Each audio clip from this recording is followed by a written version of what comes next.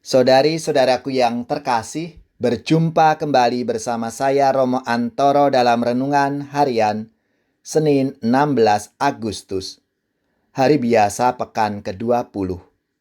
Semoga kita bersama keluarga, komunitas kita, selalu dalam keadaan baik, sehat, dan bersemangat. Inspirasi kita hari ini dari Injil Yesus Kristus menurut Matius, bab 19, ayat 16-22. Marilah kita mengawali renungan kita dengan tanda kemenangan Kristus. Dalam nama Bapa dan Putra dan Roh Kudus. Amin. Pada suatu hari, ada seorang datang kepada Yesus dan berkata, "Guru, perbuatan baik apakah yang harus kulakukan untuk memperoleh hidup kekal?" Yesus menjawab, "Apakah sebabnya engkau bertanya kepadaku tentang apa yang baik? Hanya satu yang baik. Jika engkau ingin masuk ke dalam hidup, turutilah segala perintah Allah." Kata orang itu kepada Yesus, "Perintah yang mana?" Kata Yesus, "Jangan membunuh, jangan berzina, jangan mencuri, jangan mengucap saksi dusta, hormatilah ayah dan ibumu, dan kasihilah sesamamu manusia seperti dirimu sendiri." Kata orang muda itu, "Semuanya itu telah kuturuti, apalagi yang masih kurang?" Lalu Yesus berkata, "Jika engkau hendak sempurna, pergilah, jualah segala milikmu, dan berikanlah itu kepada orang-orang miskin. Maka engkau akan memperoleh harta di surga. Kemudian datanglah kemari, dan ikutlah aku." Ketika mendengar perkataan itu, pergilah orang muda itu dengan sedih, sebab hartanya banyak. Demikianlah sabda Tuhan. Terpujilah Kristus. Saudari-saudaraku yang terkasih, pasti kita pernah mendengar atau bahkan mungkin mengalami sendiri. Dosa lagi, dan dosanya itu saja. Tak sedikit dari kita mengalami hal itu. Itulah pengalaman saat mau mengaku dosa. Kadang kita bingung, mau ngakuin dosa apa lagi ya? Apa harus ada dosa yang baru? Hal yang sama terjadi pada sejarah umat Israel. Mereka meninggalkan Tuhan Allah, menyembah dewa-dewa dari bangsa-bangsa di sekeliling mereka. Tuhan murka menghukum mereka dengan menyerahkan orang-orang Israel ke musuh mereka. Saat itulah orang-orang Israel baru ingat pada Tuhan Allah. Lalu Allah mengutus hakim-hakim untuk menyelamatkan mereka.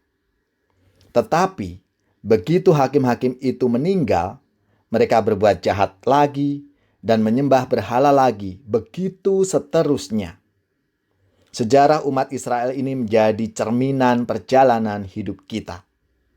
Seringkali kita pun baru ingat Tuhan saat kita menderita, sakit, kesusahan, mengalami bencana, dan lain sebagainya.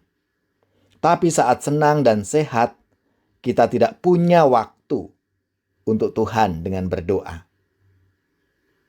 Ketika seseorang datang pada Yesus dan mengatakan bahwa ia telah menuruti semua perintah Allah, Yesus sebenarnya sangat simpati dan salut.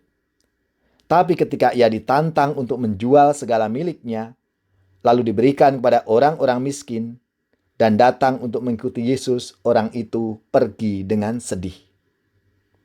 Di satu pihak, umat Israel sering jatuh ke dalam dosa.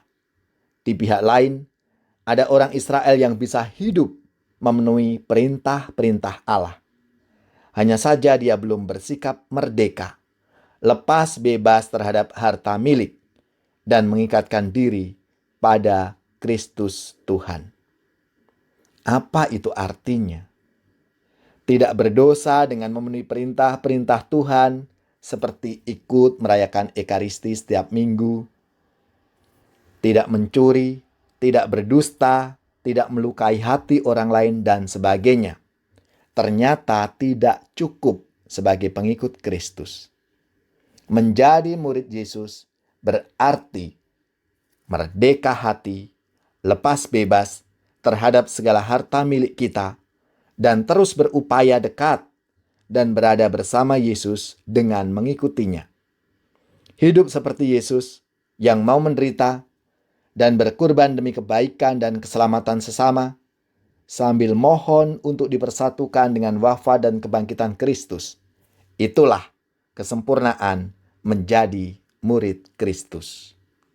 Kau dipanggil Tuhan, dijadikan duta, supaya hidupmu menyinarkan kasih-Nya. Berat memang tugasmu, tetapi kau diberi rahmat. Kau dipanggil Tuhan, dijadikan duta, supaya hidupmu menyinarkan kasih-Nya. Semoga saudara-saudari sekalian, keluarga-keluarga, orang-orang yang kita doakan, mereka yang sakit, yang menderita, seluruh tugas, belajar, pekerjaan, usaha serta karya pelayanan kita dibimbing, dilindungi dan diberkati oleh Allah yang Maha Kuasa, Bapa, Putra, dan Roh Kudus. Amin.